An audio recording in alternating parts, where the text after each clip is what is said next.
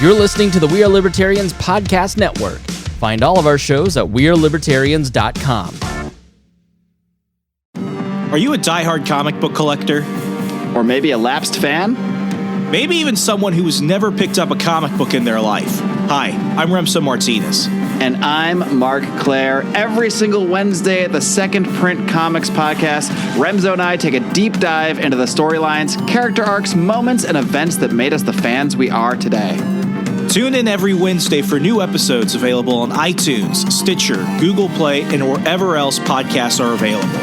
Check out more from the Second Print Comics podcast at secondprintcomics.com.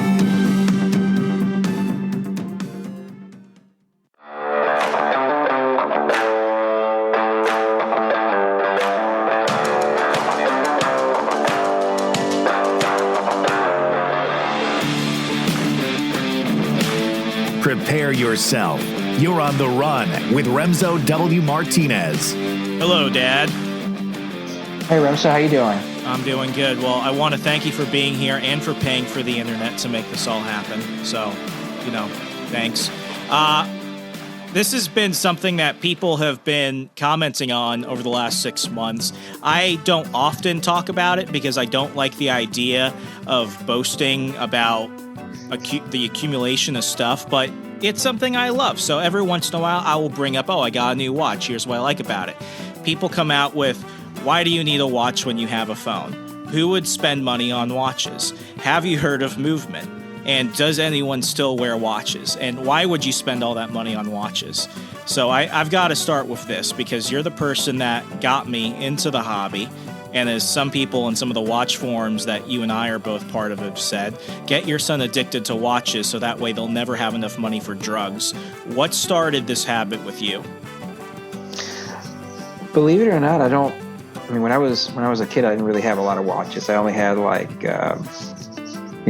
whatever watch my dad would buy me or whatever digital watch, like back in the 80s, that I would buy myself just because I had the money from, a birthday gift or something like that. And honestly, I didn't really start buying watches until I met your mom. So when I met your mom, I think I only had like one watch, maybe two. It was definitely a digital watch because, I just come into the Army, so that's all you wear. And I think I had like a dress watch that I bought somewhere. I don't remember what it was. But when we were dating, one of the first gifts she gave me was a Guess chronograph watch on a leather band. So it was the first watch I'd ever received that was actually really nice, and that was on a leather band. I loved that watch. It was really, really nice, but it was tiny. I still have it. I don't wear it, but I've kept it all these years, and it's probably smaller than 40 millimeter, probably 35 or 36. That's the crazy thing, because when I look at the watches that were around back when you were around my age, and even going farther back, like in the 60s when watches were more of like a middle-class accessible thing, those were small. And it seems like now, when I was starting to collect in the mid-2000s, you've got watches the size of dinner plates. It's amazing how, over time, things have just gotten so drastically bigger. Well, I think it's technology. I think it's mass production because, before, I don't think there were as many people that could copy watches as there are now, especially now with China mass producing every watch you ever want. And the reason, you and I have talked about this, the reason why watches have gotten bigger, I think there's an aesthetic to it. You and I have some bigger watches, which, for certain things that you wear, they look cool and they're appropriate. But like Invicta, a watch brand that I love and hate, they make some incredibly nice, amazing watches. But at 50 millimeter and above, they make no sense. And not everybody can wear it. Yeah, that's the confusing thing about Invicta. Some of my favorite watches, and we'll get into the main way we're going to do the show in a second. Some of my favorite watches are Invicta, which for like big watch snobs listening to this, you're probably scoffing, but that's just the truth. Also, some of the most disgusting watches I've ever seen are Invicta. Yep. So it's like a Dr. Jekyll, Mr. Hyde thing. But to kind of carry the show, what you and I did was I wanted to really show people why the hobby matters to me, and why for me it's not just collecting bling, but it's it's something more than that. There's something about the aesthetic. There's something about the meaning behind watches, and also an understanding of time. So what you and I did for listeners is we went ahead and grabbed 5 watches from our collection that mean the most to us. And these range from, really, really expensive, pricey stuff, which, sometimes just stays in my box because I'm afraid of scratching it, to the stuff that you'll think, really, that's what he really likes when he owns this stuff. So to kind of start it off, because I don't know what's in your selection, but I did see one as we were getting set up. You and I both chose Invictas. So I'll let you start with this one. Okay, so you want me to go through the first watch, or you want me to talk about all 5, or at least say the 5 that I have? Yeah, so you go first, and then I'll go next. But I want to start with the Invicta since we kind of threw that into the fire. So yeah, out of the 5, I have one Invicta, and it's the Invicta that, I really, really love this watch. It's the Invicta Pro Diver, the black bezel, coin bezel. So it's basically an homage to the Rolex Submariner. Can you hold it up to the camera so I could see which one? Oh, you like that watch so much. You bought the same one in blue recently, didn't you? Yeah, I did. And not only that, I also have the one that's like gold and black with the gold and silver band. So that's more of a dressy one. But what is it about you and divers? Because you started with the Invictas, but like a majority of your collection, a lot of it is divers. I don't know. I just like divers. I like the look, and I like how you can use them both. Some of them you can actually use them like in to a formal function, but a lot of them you can use them in everyday wear. And not only that, being in the Army, it's just like the perfect rugged type watch to have. But this one, the Invicta Pro Diver, let's see, which model is this? This is the 8926OB. Original bezel. So that's the basic baseline Pro Diver automatic that they sell. Exactly. And you know what? I've had a chance to. I've known people that have a real Rolex Submariner, the same one that this is an homage for, and I've put them side to side, and honestly, I don't see much of a difference. The biggest difference is money. This one right here, I paid maybe $80 for, and the other one was I think the guy paid something like $7,000 or $8,000. So, but this watch keeps great time, looks extremely well. I can wear it to any function from casual to dressy, and not only that, it's just a solid good watch. So this is really my favorite Invicta. Yeah. So for me, this was actually the first watch I think that started the habit. So this was the gateway drug.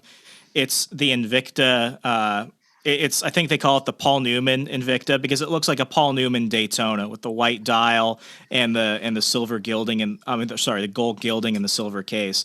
I remember you had this watch. So this was your watch, and then you gave it to me, and I thought, oh my gosh, it is so cool. My dad gave me his really expensive watch, only for me to realize that you bought this and you gave it to me because you wanted to buy another Invicta to make room. Exactly. But what's really interesting is I didn't know that there was anything unique about watches until I remember I was in like 8th grade. We were at Panera's together. We were doing work. I was doing homework. You were doing stuff for one of the master's courses you were going through. And I remember I wanted to see the Invicta that you got after you gave me this one. I think it was that Pro Diver. And I remember saying, Dad, I think it's broken because I can hear a sound. And that was the first time I learned about automatic movements in watches. And for me, as just a kid, all I had ever really known were digital watches, were quartz watches. But I feel like when you actually begin to understand the movements about a watch, that's when you really get hooked. Because after that, that's when I actually started learning more about it and everything else. For people that are getting into the hobby, what was one of your things that really grabbed you? Was it just the way the watches looked, the functions of the watches, the movements? Because for me, that was kind of the memory that I had. Honestly, it's a little bit of everything, but I know that initially, I'm just going to put it out there. I've always liked Rolex. So I think I was always trying to find that watch that was comparable or close to it, that kind of had that same type of elegant look. I've always liked that. But I also, I mean, we're talking about 5, but as you know, I have a bunch of others. I also just like watches. I mean, I like, it's like, it's an accessory, but and you can use it in different types of settings, whether it's active, whether it's dressy, whether it's work, whatever. But I don't know. I just always liked watches, and to me, especially getting to know more about the complications of the watches, the movements on the watches. I mean, little things like sapphire crystal versus hard X, and then it's not just Casio and Timex and Invicta. I mean, you have a whole world. I mean, there's Vostok, there's the micro brand world. So, it's like I always could not get enough of trying to find the one watch that would just make me feel that, like if I wore it, it would make me feel good. It's just, I don't know how else to say it. I mean, you want to find a watch that fits you and that makes you feel good in whatever you're about to do, whether it's something professional, something active, or whatever. And as you and I have, we have watches for pretty much everything. So everything and backups. Exactly. Well, one thing that you mentioned is, you sometimes you want to wear a watch because it brings about a certain aesthetic, a certain feeling. My second choice is what you got me when I graduated from undergrad at Liberty. It's the Tag Heuer Speedway. That's the common term for it, but it's the Tag Heuer Formula One chronograph. This watch, I always, when I look at my watches, I can always remember where I was when I got it, how I felt when I got it, and what mood I want when I want to put it on. I tell people this often when I discuss my career journey and everything. Like, I was unemployed for a little while. And the thing is that when you're going from interview to interview to interview, you want to build up that confidence because you're nervous. And I think for almost every interview I went to, whether it was for something part-time or for something, in DC that could have been possibly full-time, I always wore this Tag Heuer. In fact, this was the Tag Heuer I wore when I did my interview at the Washington Times, which really kind of jump-started, pushed me into professionalism, adulthood, all that stuff. But what I will say is that, when my confidence wasn't at its highest, I didn't wear this watch because I associated, premium luxury watches with being successful. And I would look at it and I would want to put it on some days. And, I would feel like, have I earned this watch? Do I feel like this is something that, I should be wearing? It's what winners wear. So now I look at it, and as I'm older now, I think, this is a watch that was given to me because I succeeded at something that was really difficult. College was difficult for me. So over time, I think I've really began to love this watch even more, not just because it's a Tag Heuer, which was my first real watch, but because of what it symbolizes. It symbolizes that journey. So, I've always appreciated. I know sometimes you ask, why don't you wear the Tag Heuer often? But it's often because I'm waiting for that moment where, when I put it on, I really feel that panache that comes with a luxury watch. No, and I agree with that because when I go look at all my watches, some of my nicest watches are the ones that I least wear, which is sad because I do want to watch, use them, but I don't know. Sometimes it's like, no, it's not the right moment. Okay. Or legitimately, you know what? No, I have to give the lower level watches a chance because they're not going to get out as much because I also don't want the better watches to maybe get dirty or get scratched or whatever. But I give everybody a try. Everybody comes out of the watch case every now and then. I call it the Russian orphanage. Yeah. Because of the number you have and the fact that I think you have a real watch addiction when you start messing with the straps and everything. Oh yeah. And I don't like seeing, what I call naked watches without straps. But anyway, what's your number 2? So my number 2 is a Vostok Amphibia Scuba Dude with the blue face. Now this is a watch that I've known about for many, many, many years. Just the fact that Russians make watches, a lot of people don't know that. And this is probably one of the most economic, and actually, I can't even say underrated. Whenever I've heard anybody talk about Vostok, they give it all the credit. It is a hearty, it is a accurate, and definitely, for whether you go scuba diving or get it wet, or if you have an active type job, it's the perfect watch. And not only that, guess what? You change the strap and it's a dress watch. It is the most unique watch that I have. And I love it. And it's funny because remember, you and I shared a video of the actual Vostok factory of how they make this. It is industrial. Like it's like they're making AK-47s or something. Exactly. And it's amazing that these beautiful watches come out of that factory. What I think is kind of sad now, again, love-hate relationship with this one. Vostok is probably the one watch that you can mod the most. It's very mod friendly. So because of that, people have definitely taken advantage and changed all kinds of things: straps, hands, second hands, and the bezel. The bezel seems to be the biggest thing that people change. Honestly, I love the Vostok the way it is. I wouldn't change anything about it except the watch band that it came with. It came with the cheap, industrialized watch band that I threw away. But I have a NATO strap on it now, and it's an amazing watch. I love it. And actually, when I've gone out, especially on vacation, this is the watch. This is like my go-to watch. I always bring this one when I go somewhere. It's crazy though. Like I've worn like my Omega or my fancy looking Invictus or my Tag, and I've never gotten compliments on those watches. My Vostok gets me more compliments from strangers than any other watch I own. Oh, really? Yeah, because it looks like it's, a watch out of time because it has that Cold War aesthetic and it's just so different. Like the domed acrylic crystal makes it look like it could be worn on Mad Men or something. Yeah.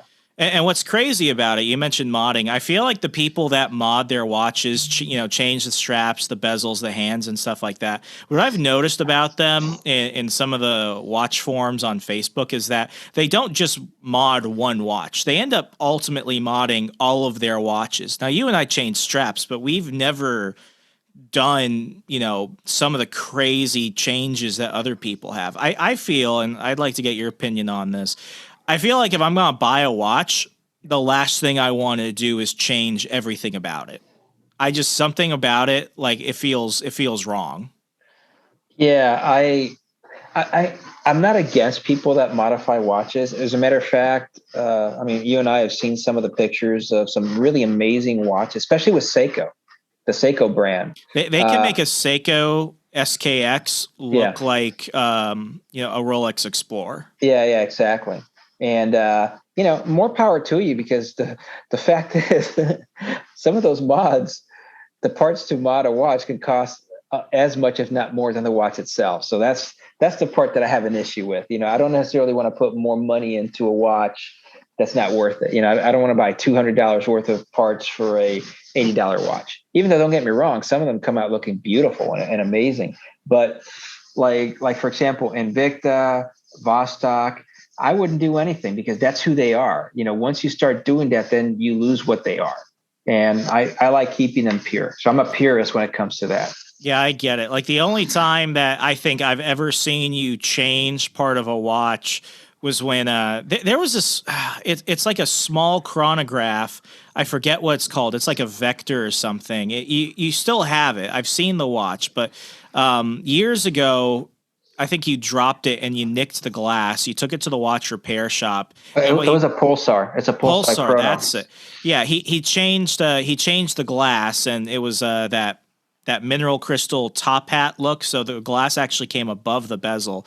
It actually looked good with that, and it didn't change too much. But it's not like you changed anything else about it. It was still basically the same watch. Yeah. And I had to change the glass, the crystal, because I cracked it.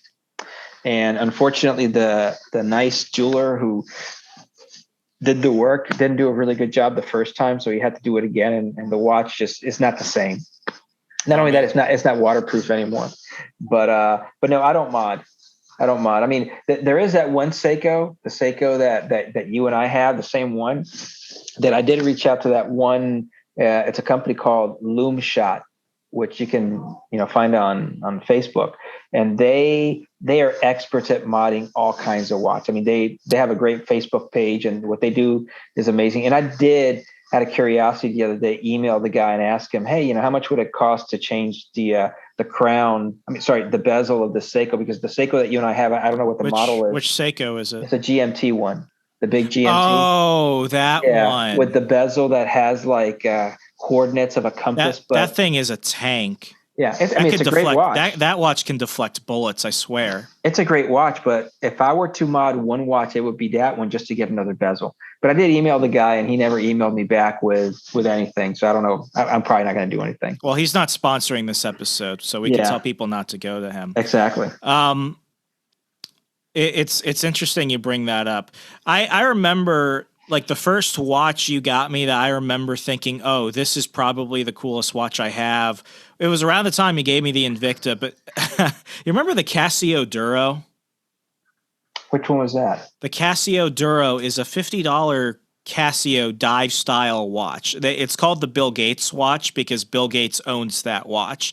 It had the little marlin on there, and it was quartz, had a rubber strap. I wore that all the time. Oh, yeah. Okay, got it. I loved that watch. What bothered the hell out of me was I loved it. Absolutely loved it. I was in a class in my freshman year of high school, and there was this dick there who was just, he was just on my case all the time. He knew I liked that watch because he was also a watch guy. So I thought we could be friends, but no, because he's a jerk. I'm reaching into a drawer to grab an extra pencil or something in the supply cabinet. And what he does is he rushes over and, He slams the drawer on my wrist. Luckily, the watch caught it. What sucked was that the watch caught it.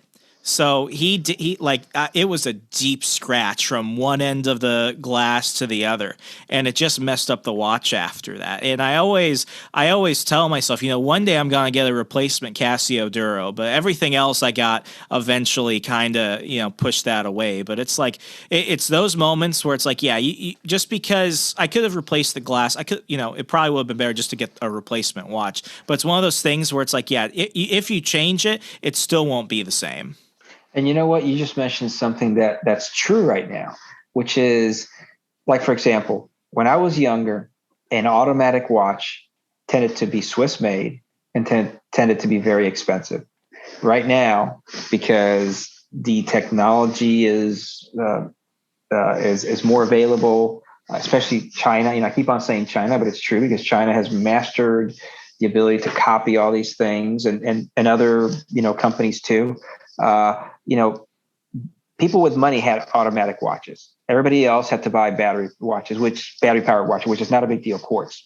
Well, what's funny is that quartz watches are actually more reliable than automatics. But the automatics, which I love automatics, even though I do have some quartz. They've always had that prestige. They're a cut above, and where was I going with this? What was the thing about the automatic? The people who can afford the expensive Swiss watches. Okay, so I guess my point is that it's just right. Oh, okay. Sorry, it was really about replacing things on a watch. Right now, watches are cheap. If you really think about it, if like this Invicta Pro Diver, it's actually a very inexpensive watch. It's like $75. Yeah, right now it's like $75. And literally, if anything were to happen to it, like if the crystal broke, it would cost me between $40 and $50 to replace it. So then by then it's like, why even replace it when I can just get a brand new one or get something else? Okay, so the Vostok Amphibia, that's actually one of your more recent watches from the last couple of years. When you got that, I bought myself one, and I wore it to death. It eventually broke, so that way when you move it, something with the rotor on the inside of the automatic function, it would actually make the second hand stop. So the time stopped being accurate. I took it to the jeweler to get it fixed, and he's like, to service an automatic watch of any kind starts at like $700. Yeah, exactly. You might as well just replace your $80 Russian watch. Exactly, and that's the thing with watches right now. I mean, across the board, I mean, there's so many options out there, so many different movements. available, especially a lot of options in the automatic world now. And they're all affordable. And like I said before, if you mod a watch, you're probably going to be putting more stuff into a watch that's probably not worth it. And not only that, if you have a good watch, but you want to start tweaking or replacing some things that break, sometimes it's just better just to get a new watch. Yeah. Speaking of which, speaking of cheap quartz watches, my number 3 is actually the first watch I bought myself. And this is the one I put it on the other day after taking a shower. I fell asleep with it just because it is so comfortable. It's my Timex Expedition. It's a basic field watch. I remember I bought this for $30. I had to ask mom permission to use her credit card and everything. This was like my sophomore year of high school. I bought this watch and I wanted it because I had just watched The Great Escape with Steve McQueen. It's amazing because I can always, when I look at watches, I usually tie them to the characters in film and stuff like that. There's a great relationship between style and, the certain brands. Like everyone will always be able to attach Steve McQueen with the Tag Heuer Monaco or James Bond with the Omega Seamaster. But in The Great Escape, he wears a Rolex Explorer. Didn't have the bezel, had a green strap. So I saw this Timex and it looked the most like it. And I still look at this and I still remember what it was like as a kid watching that movie. And, it's going on a decade now, and I look at this watch, and I'm never getting rid of it. Like, the Indiglow isn't where it used to be. The leather strap is kind of gnarly because I've worn it out in the heat and the stuff. I used to wear this watch for Civil Air Patrol towards the beginning when we were doing, like, FTXs and stuff with the other cadets.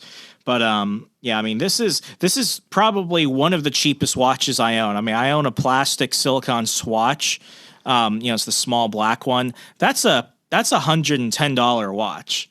But I look at this and it's like, if the house was on fire and I had to grab one, this is one of the ones I would grab. Mm-hmm. Okay. Yeah. So what's your number 3? So my number 3 now, so the first 2 watches were known brands. As you know, I've also delved into micro brands. So my number 3 watch that I love, and again, it goes back to a really nice watch that I just don't wear that much. It's the Helgray Hornet. Remember this one?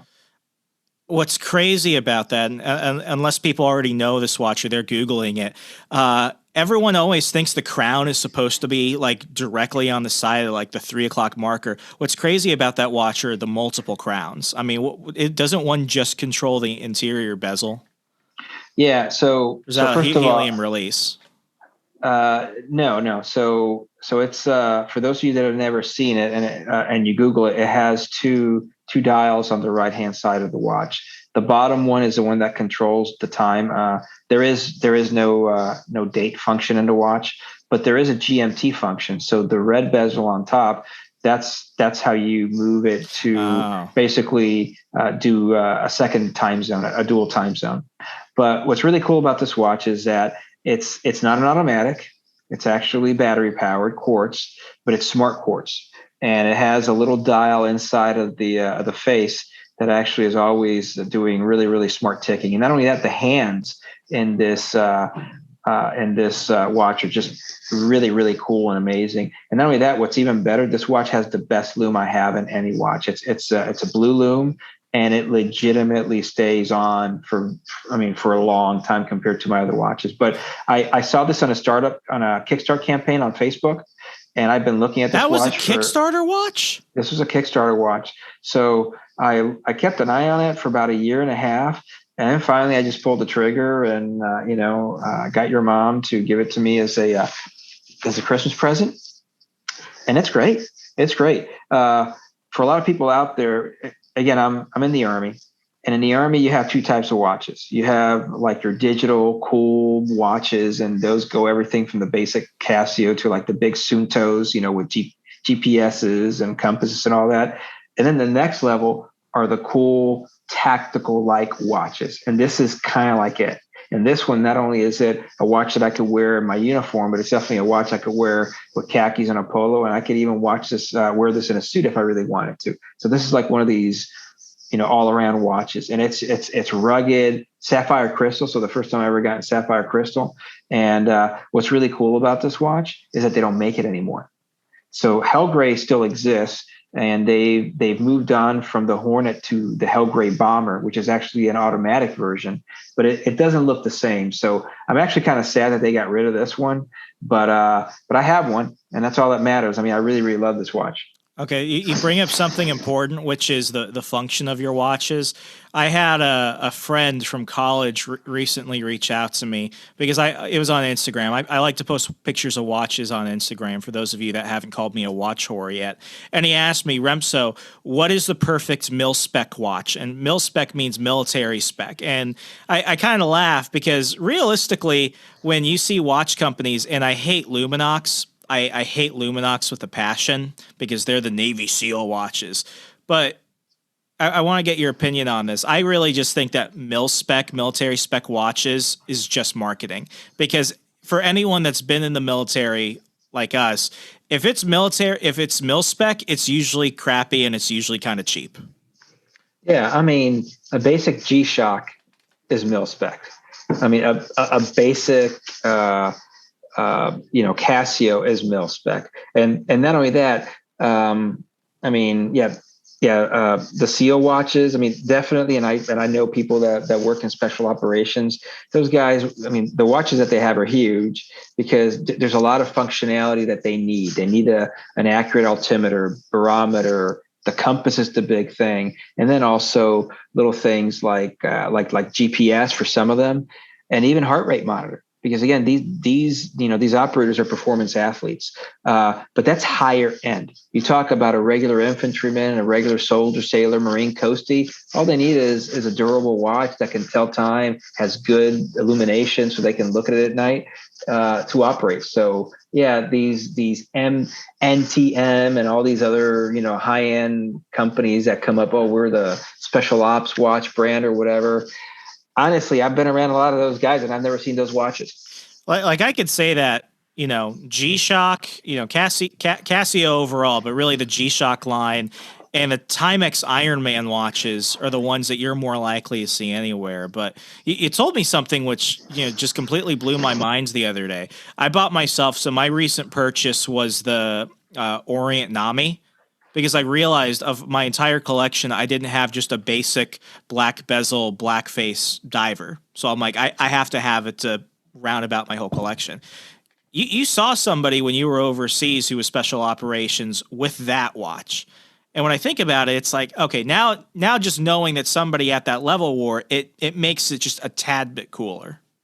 Yeah. And I mean, like I said, I don't know how to describe it, but there are days that you want to wear, your tactical rubber Casio, type watch. But there are days that you see these guys and gals, because we have women that also operate in that world, that watch them walk around with a Rolex, like a Submariner, or you'll watch them walk around with something like really nice, or NATO straps are big. So like that guy that I was telling you about, he had that same Orient, but with a really cool NATO strap, and it looked cool, So you see a lot of that too. It's crazy. In the recent Call of Duty game, you could actually, and I bring this up just because I think the watch culture is finally starting to be seen more publicly. In the new Call of Duty, when you go ahead and customize your guy, you can customize his watch. Oh, wow. Customize that. So it's just one of those things where it's like, people have been noticing. And when it gets out into popular culture, it makes this hobby that people think is just a hobby for people with lots of money. And it makes folks realize, oh, no, this is more accessible. What I always thought was funny was, I think this is when you were in Afghanistan, not necessarily Iraq, but the contractors on base. The watches that they wore were always some of the ones where when you would tell me they'd wear that, I'm like, why would they wear that? And it was always like the giant, gaudy, blingy Invictas. Yes, I was actually shocked when I was in Afghanistan in 2012 how many Invictas I saw that people were wearing out there. And like you said, they were mainly civilian contractors, not necessarily military. And I mean, they're huge, but getting kind of getting back to the earlier part of the conversation about why our watch is so big, unfortunately, Invicta is looking for a price margin to make money. So it's cheaper to make big watches because the parts are bigger, which means you can mass produce them and you can sell them cheaper. It's the smaller pieces that are a heck of a lot more expensive. But yeah, these guys would wear it, and I just didn't know why. I mean, there was no value. I guess they just, again, in a combat environment, especially in a deployed forward environment, like I said, you traditionally see the big watches, the Suntos, the big G-Shocks and things like that. Because again, there's a lot of functionalities that soldiers, airmen, Marine, Coasties, and others need in those environments. So I don't know if these people got the big Invicta just because they just wanted to kind of fit into the room. But yeah, that was kind of funny. I never understood why they had those. Well, I mean, it's like putting a turret on a Prius. Yeah, now it's a tactical vehicle, but it's still a Prius. I mean, for me, when I always look at it, in my mind, it was always, if you're going to wear a watch that's that big, that is not digital, and it does not have anti-reflective coating, in an environment like that, reflection matters. Things like that. You don't want your watch to really be the thing that sticks out. Yeah. So no, I agree. Yeah. So speaking of all this, to kind of stick on trend, my fourth watch is actually my Casio Pathfinder, which some of you might remember in an episode way long ago. I lost this for a year and a half, and it was under my bed. So when I found it, I also found I found it. No, I found it. You were not here. I think I found it. No, you know why I know? Because I also found a $20 bill, and I was more excited to find my Pathfinder than the $20 bill, which I immediately spent on something. But no, this was, if that's what you want to tell people, but I found it. But you bought the watch. You bought this for me around Christmas 2013 because I was going to MMI. Now I'll let you explain this one. I'll explain why I love this watch so much with all the nicks and scratches and marks and everything. But like, to kind of go on trends, you bought me this watch because as I was getting ready to go to basic camp, LTC, whatever they renamed it a million times. But this was this watch has everything that you wanted. It's from Casio. It's built like a G-Shock. It's got all the functions: barometer, altimeter, compass. I call this my badass watch because all of the craziest, most dangerous things I've done in my life, which is not much, but for me it was scary. Getting to fire rifles for the first time, rappelling, doing squat exercises, getting muddy, just all the crazy stuff. This watch survived all of it, and it's a solar watch too, which is crazy. That's lived this long. It still works so well. But I mean, I look at this watch and I remember every scratch has a story. Like, this is my most chewed up watch ever. And I remember a few years ago, I had gotten just an actual G-Shock. It was a tan G-Shock that fit in more for my multicam uniform compared to my digital. And I took it to an annual training. And this is the one dirty secret about some G-Shocks, especially the ones that have the actual minute and hour hands on there instead of just the pure digital ones. But there's a computer chip issue that happens every so often. So I'm trying to reset that watch. It breaks. I never wore it again because of that. Luckily, in my duffel bag, I had my Casio Pathfinder. So this immediately just substituted in. I looked at it. I remember kind of petting it like, Gollum from the Lord of the Rings. I'm like, I'm sorry I cheated on you. I love you. You're the precious. And even now, I think I've been wearing this for 2 days straight now.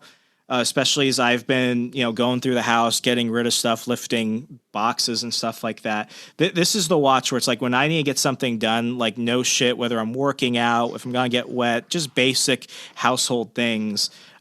This will always be my go-to. Yeah, no, it's a really, really nice watch. And like you said, I got it for you just because I wanted to make sure that you had, the right watch that could tackle any situation thrown your way. And even better, AFES, which is the military exchange. I think I bought it free during their Black Friday sale that year. and that watch was on special for like $99. Normally retails over $300.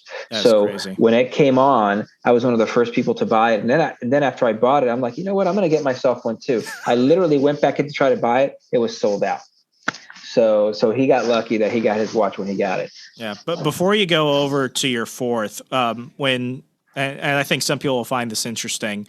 The first time you deployed into a combat zone was in 2006 to Iraq during the surge, and in 2011 through 2012, you went to Afghanistan. What watches did you wear during both of those deployments, and what watches did you acquire while you were there? So, so Iraq, I had a Sunto. I had the baseline Sunto that came out that year, and that was great. I really liked that watch. And then Afghanistan, I'm not really sure. I think it was just a G-Shock. Because that Sunto that I had in Iraq, I actually broke it when I was trying to change the battery. How did you break it? Well, it has these three plastic things. Because and the Sunto, you can actually unscrew it from the back with like a coin. I mean, you don't need any special tools, but it's a plastic cover, and inside there are these three prongy things that actually hold it in place. And when I put it back in, I put it in wrong, and I broke the three prongy things. So because I could never secure it again. But no, I think I just had like a regular Casio. I don't remember because I don't have it anymore. And but while I was there. So what was really cool about the place that I was at in Afghanistan is that we had some Afghan stores that would sell jewelry and Afghan rugs and things like that. And there was this DVDs. Used DVDs, but there was this one vendor that sold imitation, Rolexes, Omegas, tags, all this. So while I was there, I remember I got you and your brother a couple watches, and I got myself one too. And actually, what's funny is that the number 4th watch is actually the Omega Seamaster, okay, which I actually bought for you. I gave it to you initially when I came back.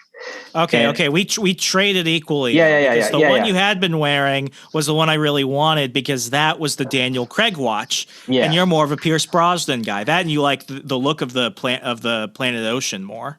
Yeah. So I kept the Planet Ocean for myself. I also bought myself a Breitling that I gave you too, but then you gave it back to me.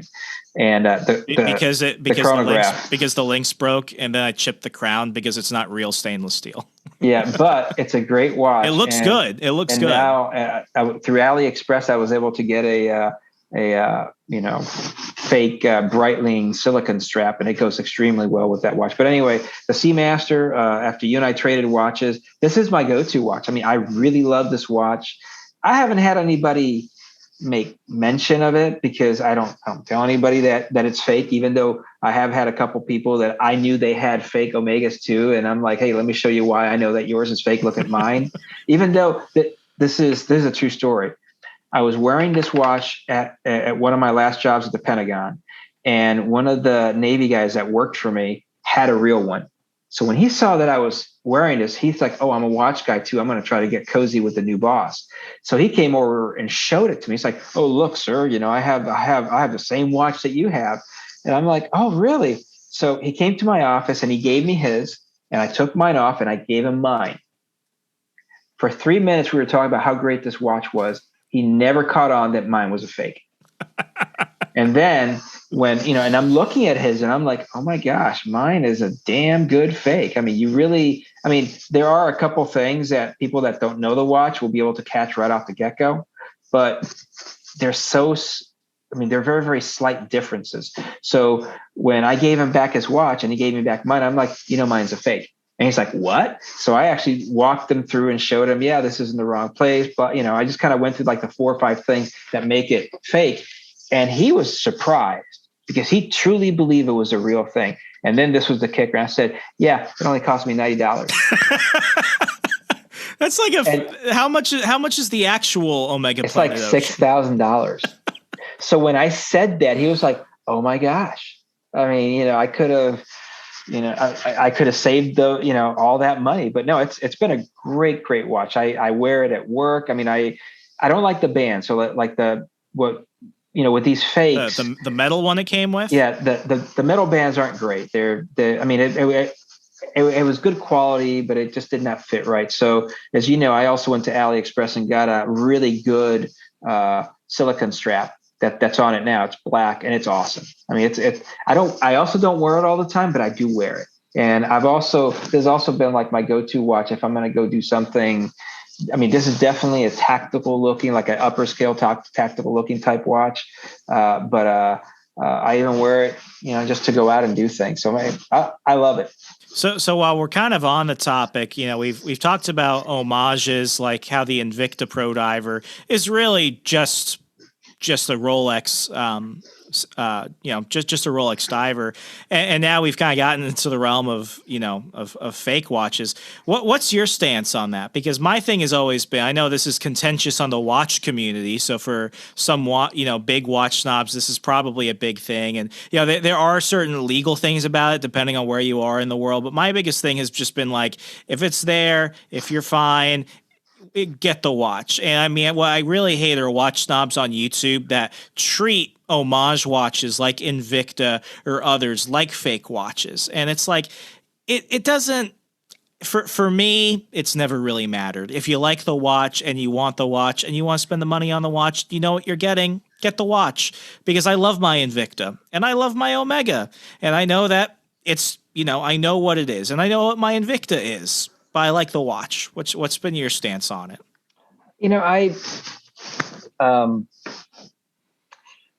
My position's always been similar to yours, which is, if it's there and you want it, get it. I mean, you're spending your own money to get something. And if it makes you feel good, why not? Now, there are people that can say, oh, but you're contributing to this, you're contributing to that. I'm like, no, I'm not really contributing to anything. I'm just buying a watch. And if it wasn't me, it was going to be somebody else. And, I mean, what I will say is this: I'm not for people that like buy these and then want to sell them as the real thing and try to get that same type of money. I mean, there've been many times that I've seen like these really cheap, whether it's a tag, a Rolex or whatever, on eBay, Amazon, previously owned. And it's like, there's no way somebody's going to sell a $10,000 watch for $500. And I remember one time I actually found an Omega Seamaster that was for sale, like for $300. And when I looked at it, because I know what the real one is and what the fake one is, I'm like, that's fake. The guy's trying to sell a fake as a real one. And he's trying to get a lot of money for it. I've told people about my $20 Tudor Black Bay experience. Yeah. And this is why, like Wish.com, I sometimes I'll go on Wish.com just to see the stuff they sell. And unlike other places, Wish.com, what's crazy about it, it's also another Chinese site. They tell you everything is real, even though you know that it is absolutely fake. So one of my grail watches has always been the Tudor Black Bay 58.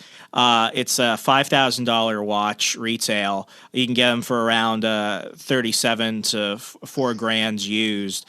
But they were selling one for $20, and they tell you, oh, it's not going to come in the box because we don't want to do all the international shipping stuff and all this other stuff, and we've just got so many, we just need to clear our inventory. Even though you have to be on the wait list to get that, typically, much like Rolex.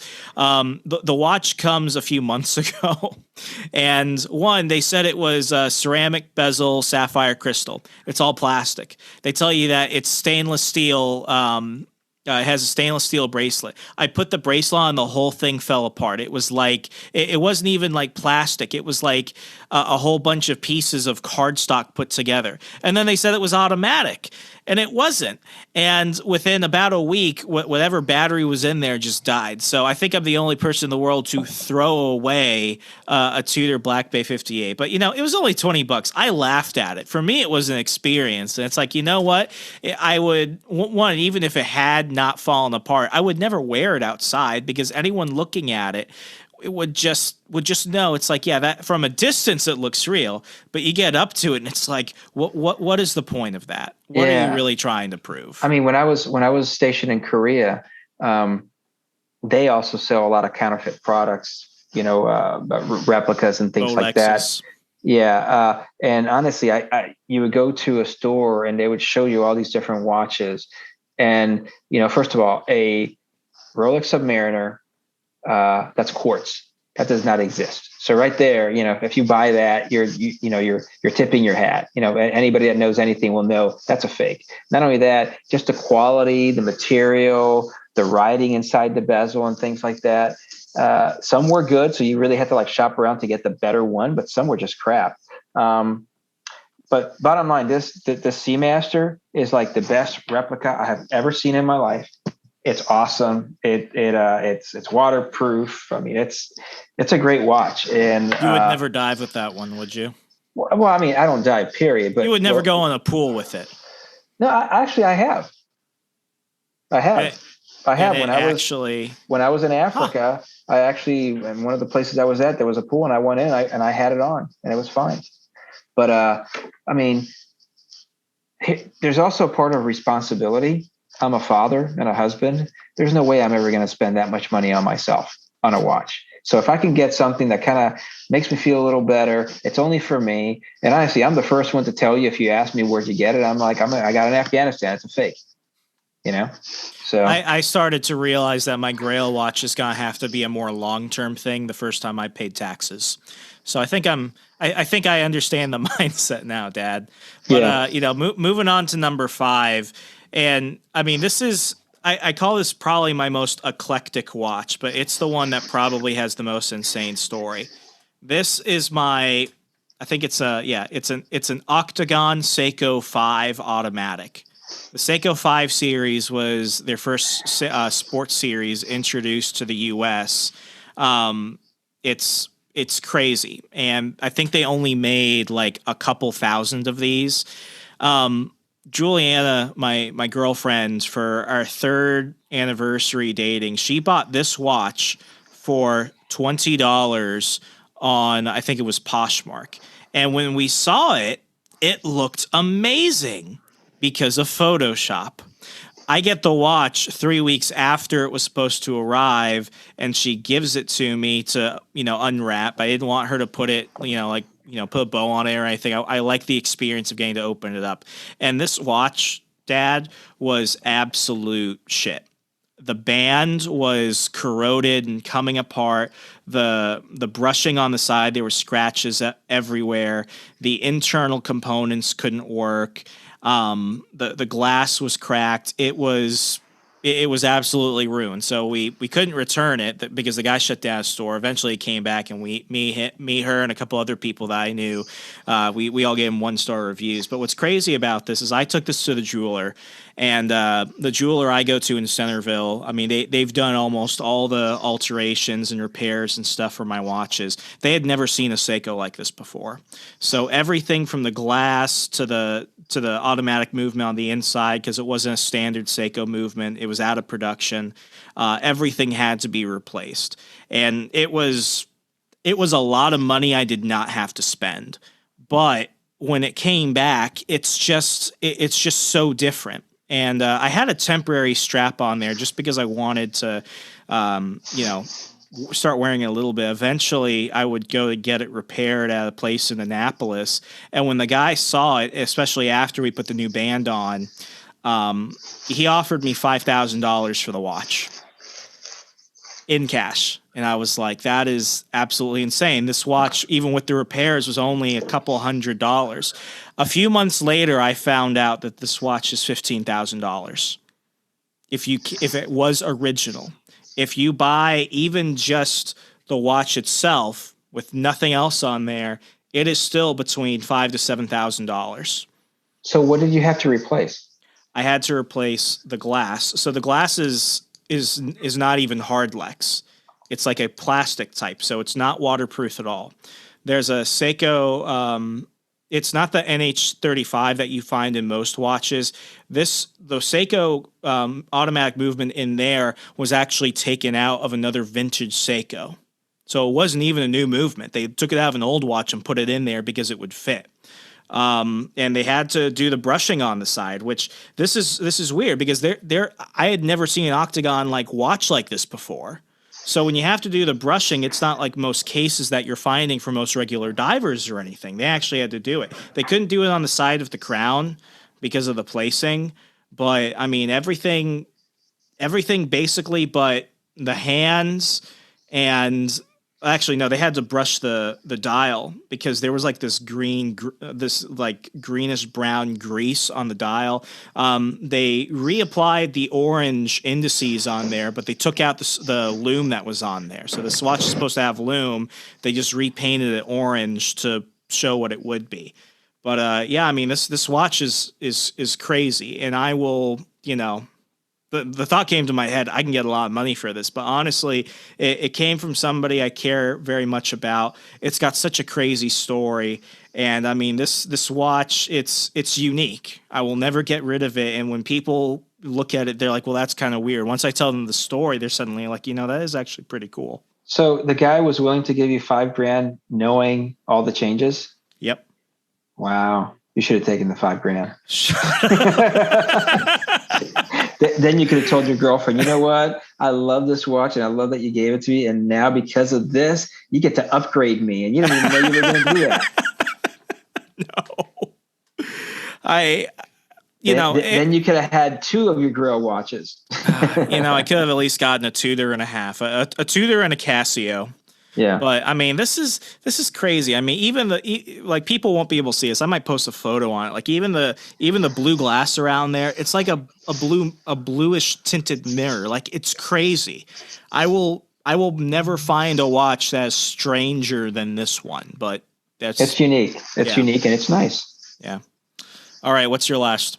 So the last one is actually the watch that you gave me on my birthday about a year or 2 ago. It's the EMG Horizon chronometer.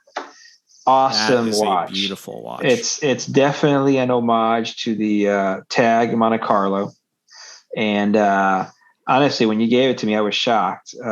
It's also not automatic, but it doesn't have mecha quartz. Yeah, it's mecha quartz, and it doesn't have a seconds hand. So that the minute hand just kind of moves when it moves. But I like how you you bought it for me at a watch convention in DC, remember? In DC, and this was, but believe it or not, this was the cheapest of the watch vendors there, and it was not a cheap watch. I used my first bonus from the Washington Times to get it for you. But the reason why was, Dad, I love a lot of the watches you have, but as I've openly criticized, a lot of your watches look the same. I mean, you're a diver fan, and everyone has their own preference, but I criticize your watches as all looking the same. So I wanted to get you a watch that was different and was also something of a rarity, because as we found out recently, they don't make that watch anymore. Yeah, we literally just found out before we came on when we were looking at it online, when I was trying to get the specs. Yeah, EMG doesn't make this watch anymore. Which is so freaking crazy. Yeah, because that was always one of their best sellers. Yeah, and like you and I were talking, maybe it's not on the site because they don't have inventory yet, or maybe they just stopped doing it. So what's kind of cool is that both my micro brands are unique watches now. They don't make them anymore. But no, this watch is great. It's another watch that you can. I could wear it at work if I wanted to, but I don't, because it's nice, and it's definitely one to either wear casually, to if you're going to go out shopping or whatever, to definitely dressing up. And no, it's a beautiful, beautiful, unique watch, and I really, really like it. And again, I like it so much I don't wear it that often, which is terrible. I understand, though. It does not offend me. Yeah, but I definitely need to wear it more often. Actually, I may even take it with me tomorrow when I go on my trip. Would you have ever bought a square watch like that for yourself? No, because honestly, it's not. I mean, yeah, if you look at my watches, a lot of them look like divers, and a lot of them look like different variations of the Submariner. But this one's unique. This one's nice. It's different, and I think I'm at the point of my watch collection that I'm definitely into different, and. But I'm also at that point that I think I have everything I need. And if I get something else, I might as well just save up for it and get that next grill item, because unlike you, I don't have a Tag or an expensive watch at that level. I have all these little watches that are like under $500. So that's why I think it's time for me to, if I'm going to go that point, just kind of save some money and maybe try to get what I want to get later. Cool. So, Dad, we've gone through 10 watches that, are from the expensive to the fake to the homage to everything else. My question to kind of wrap things up, and this is often a question that I get when I want to geek out about my watch collecting hobby, and people are like, why do it? I think there's a thing about men, especially men my age, they don't wear watches. And if they do typically wear watches, it's for rare events like weddings, graduations, maybe an interview, or they're wearing Apple Watches. I know a lot of watch people look down on the Apple Watch. I'm just not a fan because I don't like wearing my cell phone on my wrist, but to each his own. I think that men should wear watches. And my reason is because it shows a little bit of responsibility. It keeps people more timely. And I think that's something that is missing in today's society. We take time for granted. And, just from a more personal view, watches are one of the only things that men can really accessorize with. I mean, really, like you and I are pretty conservative in our style. Our watches are really probably the one moment where we could say, oh, this is some bling, look at me, or something like that. So that's also one of those aesthetics where it's like, women get so many different things. That is one of the only things that men can really mess around with, and it still seem as socially acceptable. Why do you think there's this dwindling, mindset of whether a watch is important in today's culture? And do you think it's important for men especially to wear watches? Yes, men need to wear watches because men need to be on time, and not just men, but anybody who wears a watch needs to. You need to keep track of time because tasks, requirements, and things that you're working on are all time based. Whatever anybody wants to say, there's this new mentality that I'll get to it when I get to it, or it'll just organically happen. It doesn't happen. If you have requirements, if you have timelines, you need a watch. Don't get me wrong. You can definitely use your Apple Watch. You can definitely use your iPhone. I hate that excuse. I hate that excuse because what if your iPhone dies? What if you're in the middle of nowhere and your car dies? Yeah, I mean, to each their own. I just think it's kind of irresponsible, and not only that, even here's a reality that I don't like. I don't think you go to any meetings anymore or anything without people already taking out their phones and putting it on the table and always looking at them. So it's like, again, the phone is taken over so many things that we would normally have something else, but it's distracting. Having a watch shows people that you're serious. It's a tool to help you keep track of what you have to do. You don't want to be that guy or girl that's always looking at their wrist for time. That becomes distracting. But not only that, especially if you're a professional, if you're a professional and you go to a meeting, an interview, or to a power meeting about something, people are going to judge whatever you want to say or not. People are going to judge what kind of watch you have when you get there. And if you show up with a nice watch, with a professional watch, just like if you show up wearing the right clothing, the right suit, the right shoes, and things like that, it'll tell them that you're serious and that you definitely are somebody who, I don't want to be corny and say that has some style, but that you know how to take care of yourself and you know how to appropriately accessorize and do that. This is the one thing that I usually use in the argument, and I'll finish with this. And in your current job, in the last couple of roles that you've had where you're working with more civilians, you've had to be in the hiring process for people. Back in the before times, when I was in a couple positions where I had to, interview people face to face. Tell me if this happened to you, but I've had people who went to an interview who wore watches and who didn't wear watches, and maybe I'm thinking too much into it. I have never hired a person face to face or interviewed, or I've never wanted to hire someone during an interview that did not wear a watch. That was something that I noticed later, but instinctively I always did look to see, are they wearing a watch or not? No, I don't think I've ever had that. Maybe I'm just paranoid. And honestly, I think everybody that I've ever interviewed has always had some kind of a watch. And honestly, I don't really care, for the jobs that I was hiring for, what kind of watch they had. But I will tell you, there is something to be said about presence. And as you know, I had a job a few years ago where, instead of being in a uniform, I was in a coat and tie, and I did a lot of things at the State Department and things like that. And believe it or not, how you dressed, how you paired your dress with your watch and things like that showed something. And you walked in somewhere and you saw, you could automatically see that the people were wearing nice watches, whatever they were, everything from a nice Bulova to a Rolex to a Tag or whatever. You knew you were about to have a serious conversation. You knew you were talking to people that really knew what they were doing. I'm not saying that the watch correlates to smart, good, or whatever, because I met a lot of idiots that have really nice watches too. But in those groups and in those engagements that I had, that was like a little tip for me. It's like, okay, this guy's serious. And they were. And, we did what we had to do. We had our serious business, and then we went. I never said, hey, man, I like your watch or anything like that. That never happened. But I would think in that situation, it's a little weird. Yeah. So, but yeah, and honestly, it's also how you wear it. I know we could have a whole other show of when is the right time to wear a watch, because there have been many times you're like, that's a good watch, but you shouldn't wear it with t-shirts and shorts, and things like that. I'm a snob. I think if you wear a watch with a helium release valve, you should not be wearing it with a coat and tie. Mm-hmm. I think if you're gonna wear a suit, you shouldn't even wear a digital watch, even an Apple Watch. Just like I'm extra anal about that. Yeah. But no, I've never used whether you had a watch on as a bias for employment. Yeah. I don't care what watch it is. You could wear something with Mickey Mouse on it. I just want to know that you pay attention to that. But anyway, Dad, this has been a blast. Thanks so much for coming on. No, thank you for having me.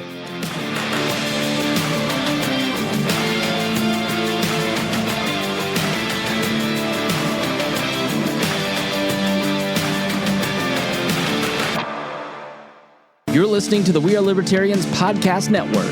Find all of our shows at wearelibertarians.com, like The Chris Spangle Show, Liberty Explained, The Brian Nichols Show, The Boss Hog of Liberty, Freedom Strips with Keaton Tucker, On the Run with Remso Martinez, Gingerarchy with Tricia Stewart-Mann, Upward, Libertarian Activism, and Now Hear This.